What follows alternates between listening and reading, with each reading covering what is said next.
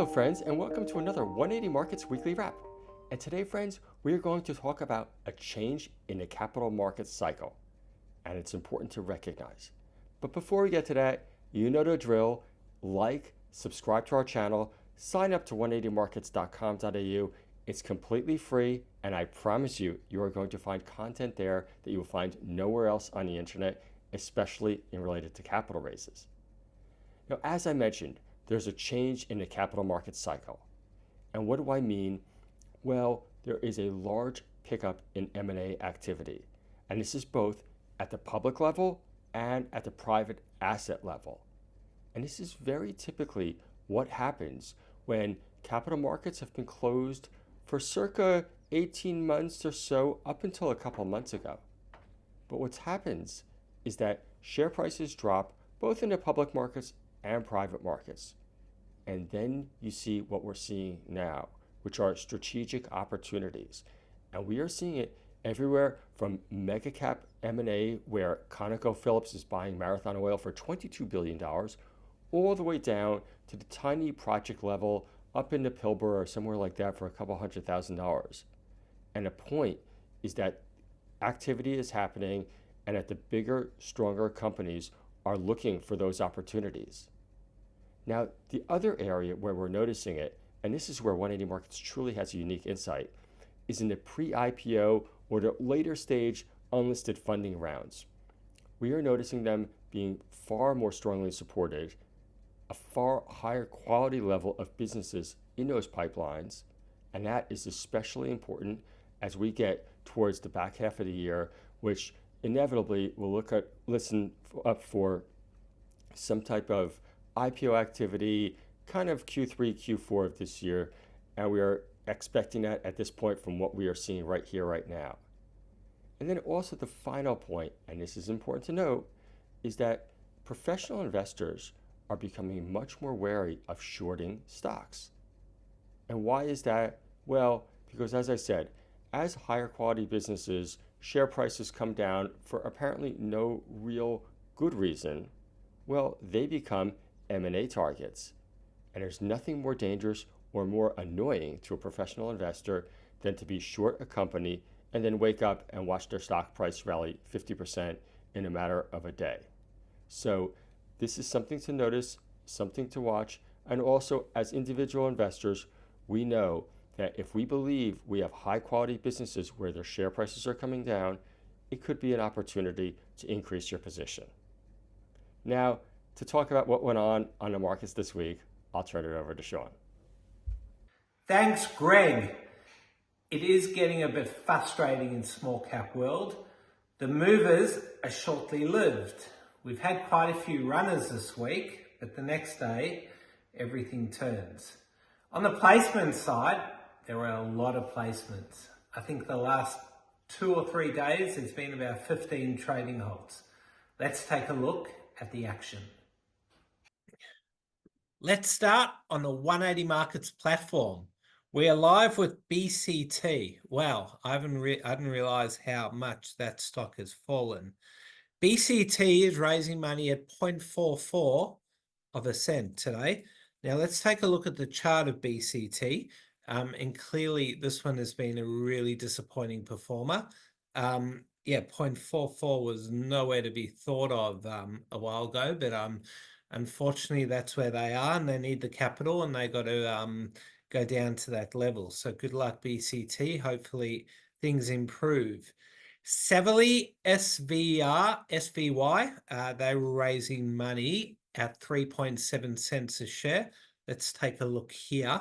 So Savily did have a run recently, and now they are raising money at a bit of a discount, 3.7, but hopefully once the cash is in, things improve.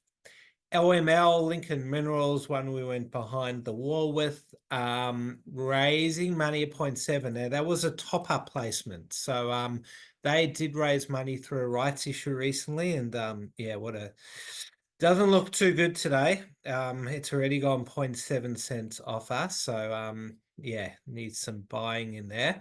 Another behind the wall that we did, DEM, that was on the weekend. Now, unfortunately, DEMEM has been a serial raiser. Not a terrible performer, but yeah, they do raise money about twice a year. This time for an acquisition. Big shout out to my dad, who's been a holder for a long time.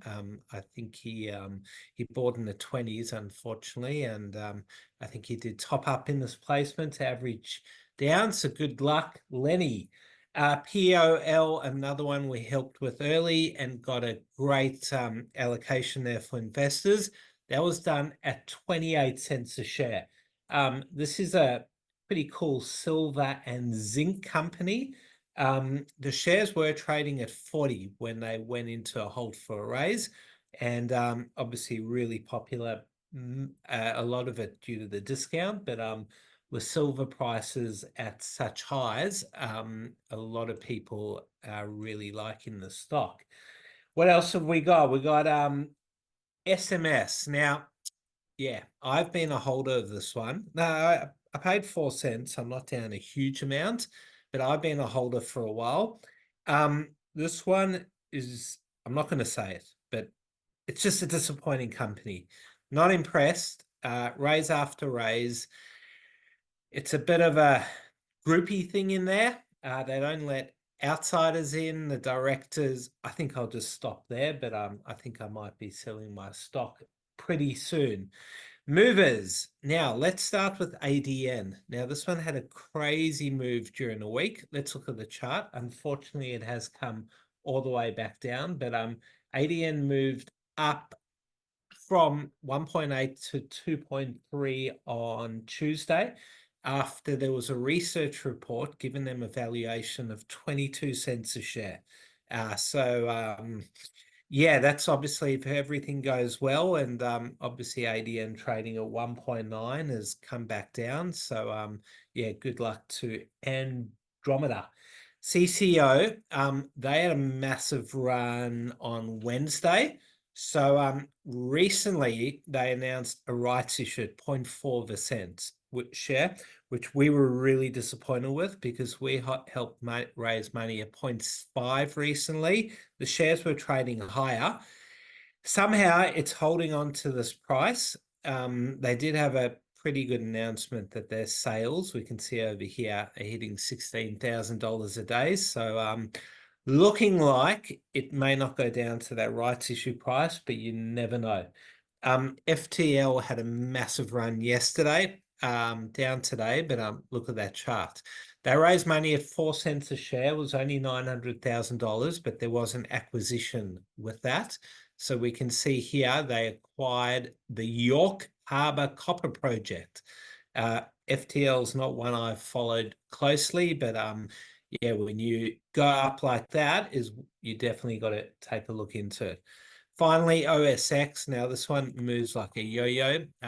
Take a look at that chart. OSX up and down and up and down. They recently went from 4 cents to 40 in a day.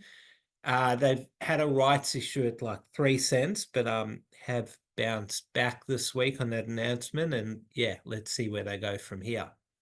That's a wrap. Few movers, few placements, hopefully more next week. Have a great weekend, everyone.